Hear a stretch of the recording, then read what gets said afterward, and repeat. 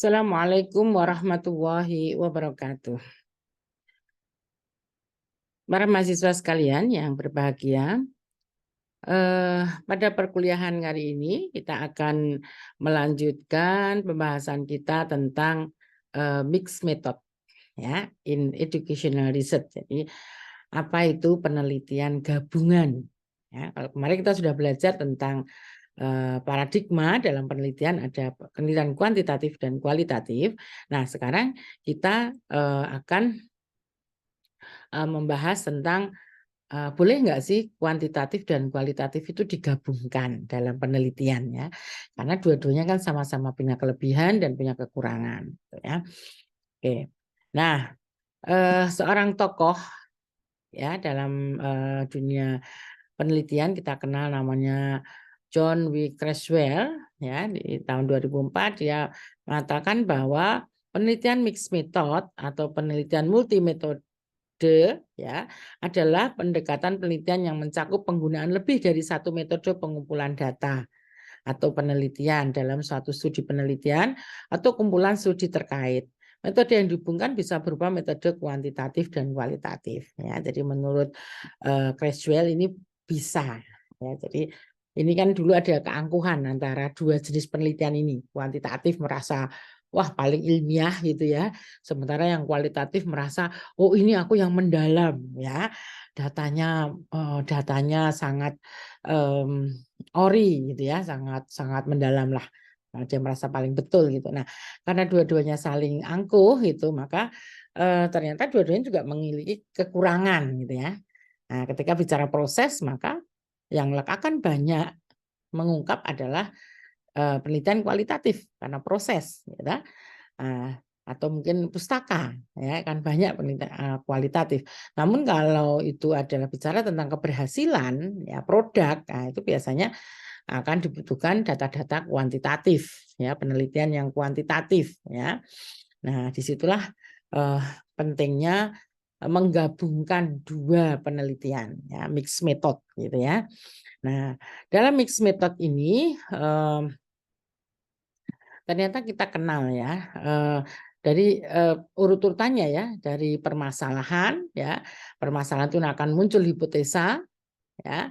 Nah, hipotesa itu kemudian nanti kita cari apa instrumennya ya, instrumennya itu bisa ya dari angket gitu-gitu kan.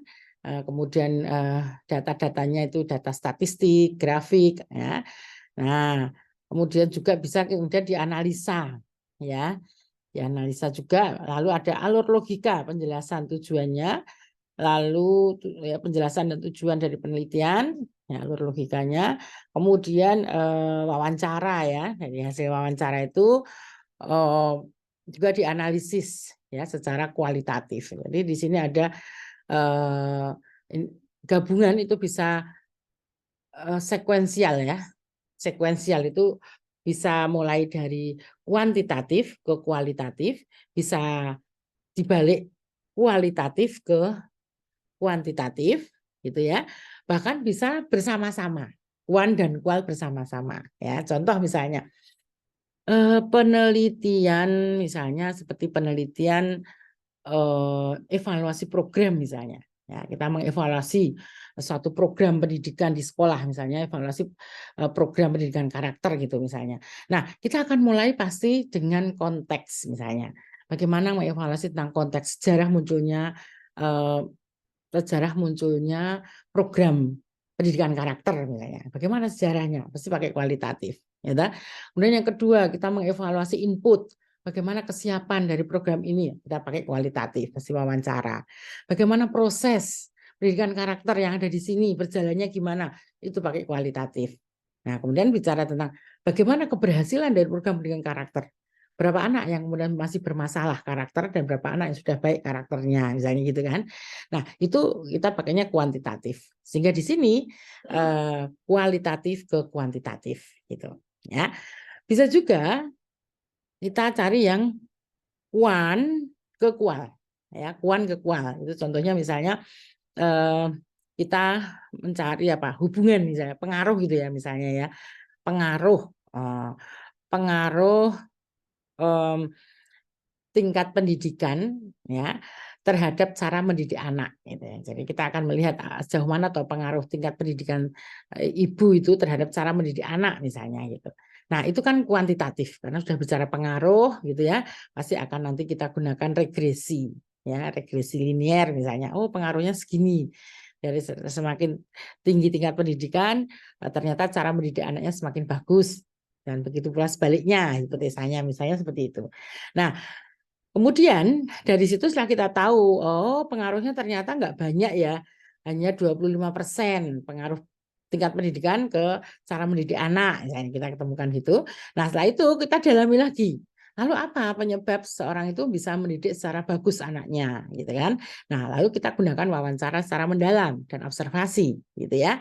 Nah dari situ berarti kita gunakan kualitatif, gitu ya. Oh ternyata yang bikin seorang itu mendidik anak bisa secara bagus itu adalah satu mungkin bacaan, dua budaya, gitu ya, tiga pemahaman agama, macam-macam lah ya. Tapi kita lihat kemudian teman ya, teman bergaul dari si orang ibu itu ya, bergaulnya dengan orang-orang yang pintar mendidik anak, dia akhirnya juga bisa belajar dari situ dan sebagainya. Nah, ini namanya adalah tadi dari kuan ke kual gitu ya.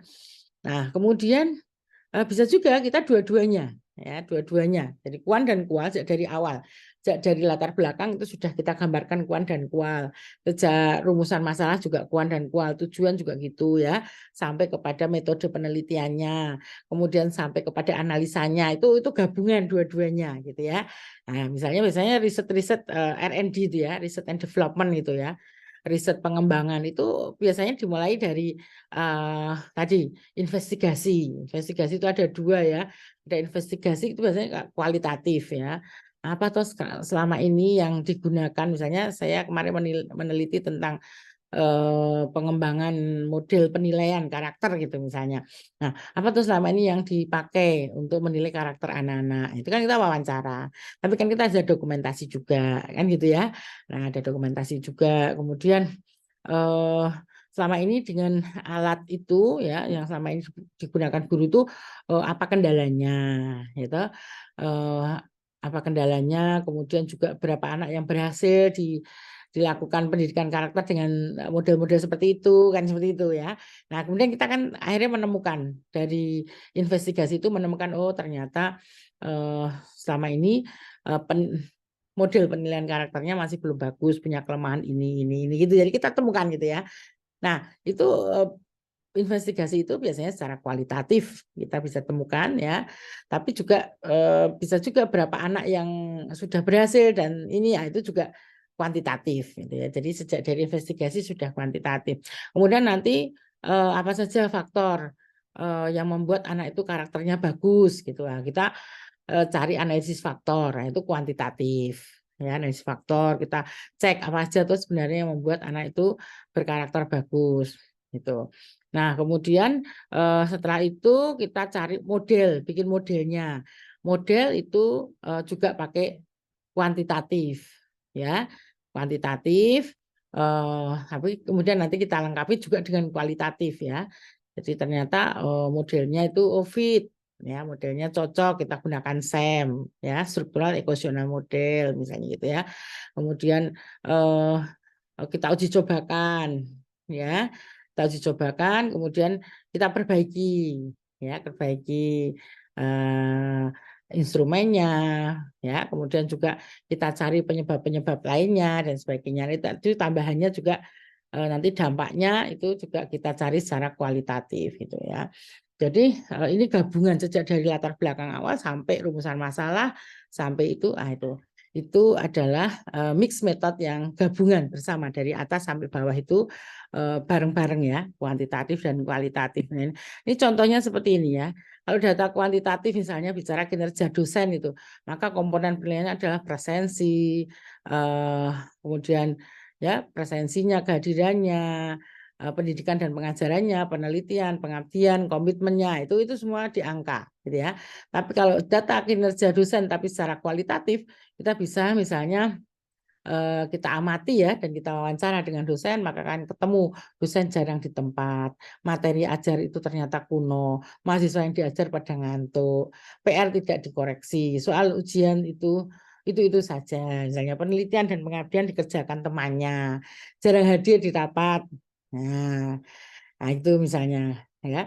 Nah, ini. Jadi ini adalah data kualitatif yang bisa kita ketahui melalui pengamatan dan wawancara. Sementara data kuantitatif kinerja dosen kita bisa lihat dari data dokumen yang ada di sebuah perguruan tinggi ya, tentang apa saja yang akan kita lihat. Ya, itu di sana ada datanya ya, tentang kedisiplinannya, kehadirannya, tentang ya mengajarnya juga ya, kehadirannya ya, kemudian berapa penelitian, pengabdian, mungkin publikasi dan sebagainya.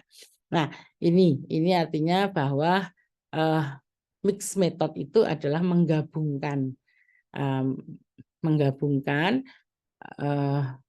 dua macam jenis penelitian, kuantitatif dan kualitatif, bisa secara bersama-sama, bisa mulai dari ya yang paling bobot yang tinggi adalah kualitatif, kemudian nanti diperkuat dengan kuantitatif, bisa sebaliknya kuantitatif, kemudian nanti diperkuat dengan kualitatif. Ya, oke, saya rasa sudah sangat jelas sekali ya. Nah, untuk pertemuan kali ini kita cukupkan sekian ya. So, kita lanjutkan pada perkuliahan yang tatap muka ya, agar nanti kita bisa sekalian membedah contoh-contoh contoh-contoh penelitian mixed method dari jurnal-jurnal yang ada ya. Baik, kita akhiri perkuliahan ini dengan Assalamualaikum warahmatullahi wabarakatuh.